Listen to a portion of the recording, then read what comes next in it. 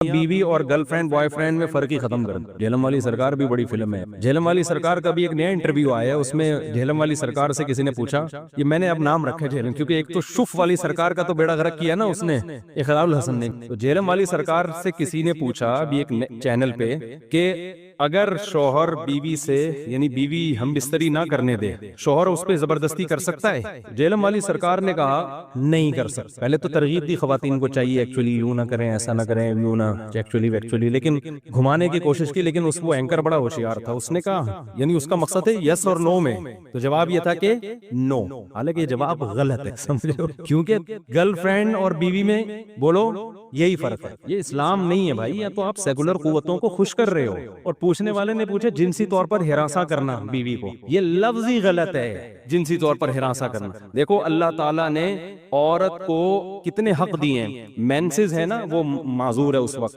تو مینسز میں شوہر کو ہم بستری سے منع کر دیا اللہ تعالیٰ نے۔ یہ کس کا خیال کیا؟ عورت کا خیال کیا۔ قل هو اذن، اذن کے دو مطلب ہیں کہ تکلیف کا ذریعہ ہے، یہ گندگی ہے، اذن تکلیف کو بھی کہتے ہیں، گندگی کو بھی کہتے ہیں، عورت کے لیے بھی تکلیف کا ذریعہ ہے۔ پھر نفاس کا خون آتا ہے بچے کی ولادت کے بعد، اس میں بھی اللہ نے کیا لگا دی؟ پابندی۔ پھر اگر واقعی عورت بیمار ہے تو اس میں بھی پابندی ہے۔ اب یہ جب عورت کو رائٹ دی ہیں تو کچھ رائٹ کس کو دی ہیں؟ مرد کو دی ہیں۔ کیا آپ نہ بیمار ہو، نہ آپ کو مینسز آ رہے ہیں، نہ نفاس کا خون آ رہا ہے، پھر اگر شوہر آنا چاہتا ہے تو وہ بھی تو بوائے فرینڈ تھوڑی ہے، اس میں اور بوائے فرینڈ میں تھوڑا سا تو فرق رکھو۔ پھر اس پر اتنی شدید وعیدیں بخاری مسلم کی کہ اگر شوہر بیوی سے ہم بستری کرنا چاہتا ہے اور بیوی منع کر رہی ہے تو نبی نے فرمایا اس کا قبول نہیں کرتے۔ حدیث میں کہ مفہوم ہے جتنے بھی ضروری کام میں ہو، جب شوہر کو خواہش ہو، حدیث میں آتا ہے عورت وہ سارے کام چھوڑ دے۔ لیکن وہی بات ہے، آپ نے سیکولر لوگوں کو خوش کرنے کی قسم اٹھائی ہوئی، یہ عجیب بات ہے کہ نہیں ہے کہ گرل فرینڈ میں اور اچھا عورت کا جا کچھ بھی نہیں رہا اس میں، یعنی اس کا انکار کرنے کی کوئی وجہ بھی نہیں۔ آپ کہہ سکتے ہیں اس کو تکلیف ہو رہی ہے، کیا تکلیف ہو رہی ہے بھائی اس کو؟ اس میں طاقت اور قوت اور انرجی کس کی خرچ ہو رہی ہے؟ مرد کی خرچ ہو رہی ہے، تو وہ کیا تھوڑی سی قربانی نہیں دے سکتی اپنے شوہر کے لیے؟ اس کو بالکل آپ ذمہ داریوں سے آزاد کر رہے ہو۔ یہ سیکولر لوگ جس طرح عورت کو ذمہ داریوں سے آزاد کر رہے ہیں نا، مرد کو بھی کس سے آزاد کر رہے ہیں؟ نان نفقے کے گوروں میں نان نفقہ بیوی کا شوہر کے ذمے نہیں ہوتا، تو اس سے ریلیشن کیا ہو جائے گا؟ مرد کو آپ نان نفقے سے آزاد کریں اور بیوی کو آپ اس بات سے آزاد کر دیں کہ شوہر اس سے ہم بستری نہیں کر سکتا اس کی مرضی کے بغیر، تو ریزلٹ کیا نکلا؟ Is equal to boyfriend and girlfriend. Girlfriend نہیں ہے میرا خیال ہے، کیونکہ گرل فرینڈ میں بھی یہی ہوتا ہے کہ بوائے فرینڈ پر گرل فرینڈ کا نان نفقہ بولتے کیوں نہیں ہوتا، اور وہ اس سے اپنی ڈیزائرز پوری نہیں کر سکتا جب تک گرل فرینڈ راضی نہیں ہے، ایسا ہی ہے نا؟ تو بھائی یہ بیوی ہے یا کیا ہے؟ اور مرد بولے گا کہ اس سے تو گرل فرینڈ اچھی تھی، گرل فرینڈ سے بھی میں اس کی مرضی کے بغیر اپنی خواہش پوری نہیں کر سکتا، بیوی سے بھی پوری نہیں کر سکتا، لیکن بیوی میں میرے اوپر ایک پینلٹی ڈال دی گئی ہے، وہ کیا ہے؟ اس کا سارا نان نفقہ اٹھاؤ، تو اس سے خاندانی نظام تباہ ہوگا کہ نہیں ہوگا؟ تو جہلم والی سرکار کو قرآن و سنت کو تو بیچارے کو ویسے ہی نہیں پتا، سینس بھی نہیں ہے، ایسی باتیں کرو جو سینس لیس باتیں ہیں، صرف سیکولر طبقے کو خوش کرنے کے لیے۔ سمجھتے ہو یا نہیں سمجھتے؟ جب بھی کوئی سیکولر لوگ اس طرح کا سوال پوچھا کرے نا کہ کیا اسلام میں مرد بیوی کے ساتھ زبردستی کر سکتا ہے، تو آپ اس کو بولو اس میں اس کو نقصان کیا ہو رہا ہے، اور کتنی زبردستی کر لے گا، کتنی کر لے گا زبردستی اس کے ساتھ؟ اللہ نے لامحدود طاقتیں تھوڑی آدمیوں کے اندر رکھی ہیں، اور اگر وہ اس کی مرضی پر چھوڑ دیا جائے عورت کی، اس کے سوسائٹی کو نقصانات کیا ہیں؟ کتنی خواتین ایسی ہیں جن کو شوہر سے رغبت ہی نہیں ہوتی، میرے پاس کیسز آتے ہیں، ایک سال ہو گیا شوہر کو قریب نہیں آنے دیا کہ ہمارے تو ڈیزائرز نہیں ہے، اس کا نتیجہ کیا نکلتا ہے شوہر کے حق میں؟ وہ ڈپریشن میں جاتا ہے، وہ زنا کی طرف چلا جاتا ہے۔ اسلام نے عورت کو یہاں پابند کیا ہے کہ بھائی جب شوہر تمہارا اس کا نان نفقہ تمہارے ذمہ ہے تو کسی حد تک تم پر بھی کیا ہے؟ پابندیاں، تمہارا دل چاہے نہ چاہے تم نے اس کی خواہش کو پورا کرنے دینا ہے، اس میں تمہارا نقصان بھی نہیں ہے، یہ تھوڑی ہے کہ اس کی مرضی کے بغیر اس کو تھپڑ مارا جا رہا ہے، کوئی نقصان بھی نہیں ہے اس کا۔ تو دین علماء سے سیکھا کرو، سمجھتے ہو؟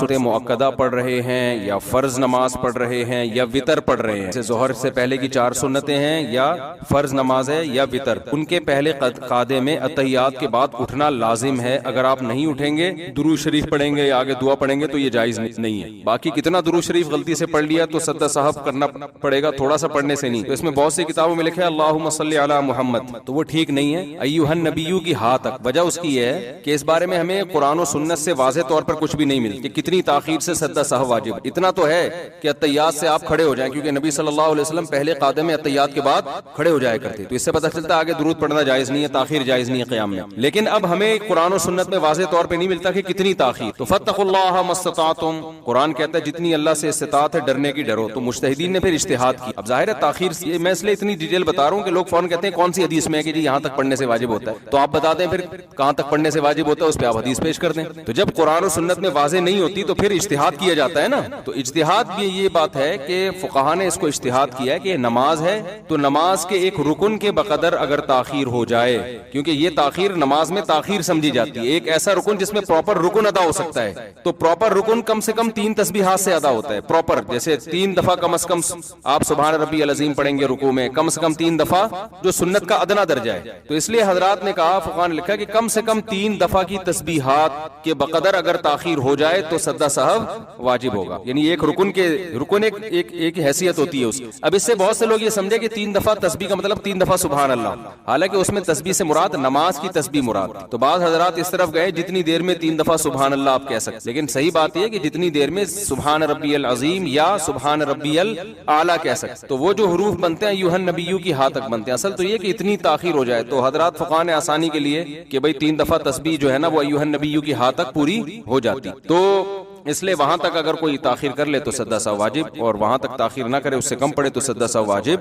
اچھا بھائی صاحب حال کیا ہے. اور کیا جامع تاہ ہوتے ہیں, ہو سکتی, ہر لفظ کو اردو میں بگاڑا جائے. جو چیزیں ہو سکتا تھیں ان کو بھی ہو سکتی بنا دی. LLB ہو سکتا ہے, ہو سکتی نہیں ہے بھائی. تو جامعہ میں یونیورسٹی کا درجہ مل گیا اس کو تو سارے علوم پڑھائے جائیں گے. LLB آپ وہاں سے BBS میاں بیوی بچوں سمیت بھی وہاں. تو ایک MBBS وہ ہے جو میڈیکل کالج کراتے ہیں, ایک MBBS سادہ MBBS ہے جو ہر پاکستانی کرتا ہے. تو اس کے لیے کسی ڈگری کی ضرورت, تو اس میں یہی ہے کہ سارے علوم ہوں گے. لیکن جامعہ کا جو ہدف ہے نا وہ یہ ہے کہ یونیورسٹی میں 70% دنیا کی تعلیم ہو, 30% ہو, اور مدرسے میں 70% دین ہو, 30%. کیونکہ مولانا لوگ بھی تھوڑا سا معاشرے سے اویئر جب تک نہیں ہوں گے نا, ان کو بھی وہ سوسائٹی میں اس طرح سے کام نہیں کر سکتے جیسے سوسائٹی کی ضرورت ہے. اس لیے جامعہ کا یہ ہدف. لیکن ایک بات خوب سمجھ لو, جب بھی آپ کے سامنے کوئی بڑا کام ہوتا ہے نا تو اس کے سائیڈ افیکٹ بھی ہوتے ہیں لازمی. ان سائیڈ افیکٹس کو برداشت کیا جاتا ہے. مثال کے طور پر جامعہ میں جب یہ دنیاوی علوم بھی آئے ہیں تو ظاہر ہے کچھ تھوڑا سا کلچر بھی آتا ہے. تو پھر وہ والی روحانیت جو خالصتاً دینی علوم میں روحانیت اللہ نے رکھی ہے وہ نہیں رہتی. بہت سے لوگ کہتے ہیں جامعہ رشید گئے وہ والی روحانیت نہیں آ رہی جو فلاں مدد. تو بھائی وہ ظاہر ہے جب دنیا اس میں آئے گی تو اب چونکہ یہ دنیاوی علوم